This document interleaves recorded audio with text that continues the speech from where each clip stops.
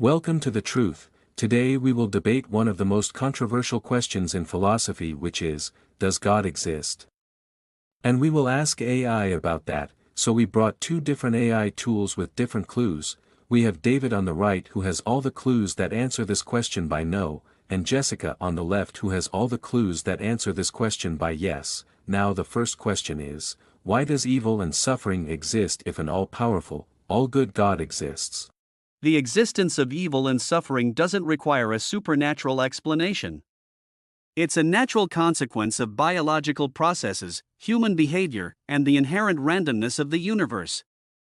Good and evil are subjective concepts we've developed, not objective realities. Suffering arises from things like disease, natural disasters, and the choices individuals make, all explainable through natural phenomena. If a God existed and was both all-powerful and all-good, the sheer amount of suffering we observe would be logically inconsistent. Therefore, the presence of suffering acts as a significant challenge to theistic claims. It's a question that's troubled thinkers for millennia, isn't it? If God is truly all-powerful and all-good, why this world of pain?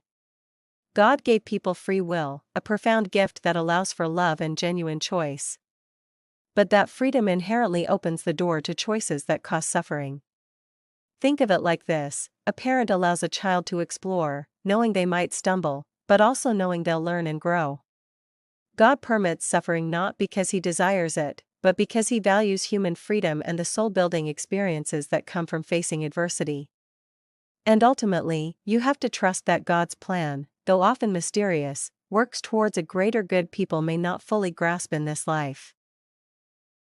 Okay, now the second question is, what is the origin of the universe, and does it require a creator? Alright, let's ditch the textbook tone. Imagine the universe as a cosmic firework, the Big Bang. Boom! Everything people see, and everything people can't see, erupts from a point smaller than an atom.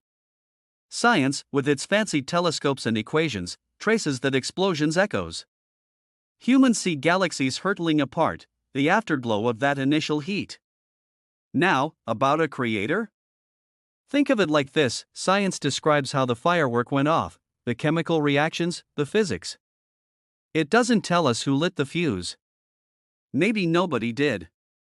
Maybe the fuse lit itself. Maybe some cosmic pyrotechnician was involved. Science simply doesn't have the tools to say. It's like asking a mechanic to explain who designed the concept of transportation. They can tell you how the engine works, not why we wanted to move in the first place. The universe is mind-blowingly weird, and we're still figuring out the basics. The universe's origin, as science suggests, is the Big Bang, a singularity from which space and time expanded. However, the why of this singularity remains a profound question. From a faith-informed perspective, this initial event, and the finely tuned laws governing its unfolding, strongly imply a creator. The sheer complexity and order within the cosmos, from subatomic particles to vast galaxies, point to an intelligent design, a purposeful act of God. While science elucidates the how, faith addresses the who and why, suggesting that God is the necessary first cause, the origin of all existence. Perfect. Now, I want both of you to give us all the convincing evidences you have, for or against the existence of God. Alright, let's ditch the textbook tone. Here's the atheist's case, with a bit more punch. One, where's the beef? Science explains the universe, God's a no-show. 2 kids starving, plagues raging? If God's good, they're doing a terrible job. 3 holy books? Contradictions galore, like a cosmic riddle with no answer. 4, prove it. You claim God, you show the receipts. 5, evolution's got this. Life's a wild ride, not a divine puppet show. 6, our brains play tricks. We crave patterns, see faces in toast, invent gods. 7, my God versus your God? It's a crowded field, and they can't all be right. 8, keep it simple. No God needed? Then no God it is. 9, hide and seek champion. If a God wants to be found, it would not hide. 1. The fine-tuning of the universe, the physical constants, gravity, electromagnetism, etc., are precisely balanced for life to exist. Slight variations would render the universe sterile.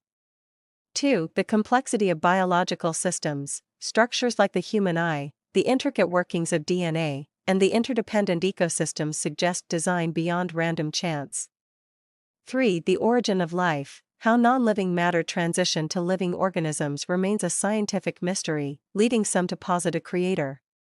4. The existence of consciousness, the subjective experience of awareness, thought, and emotion is difficult to explain through purely material processes. 5. Moral law, the widespread sense of right and wrong, and the human capacity for altruism, are seen as evidence of an objective moral standard.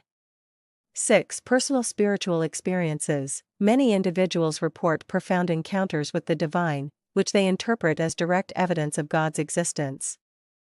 7. The cosmological argument, the universe must have a cause, and that cause must be uncaused, God. 8. The historical impact of religious figures and texts, the lasting influence of figures like Jesus, Buddha, and Muhammad, and the transformative power of religious texts, are seen as significant. 9. The existence of beauty and wonder, the beauty found in nature, art, and music, are seen as pointing to something beyond the material. Thank you very much. Now to those who are watching this video, what do you think? Give us your opinion in the comments, because your opinion is important for us, and thanks a lot.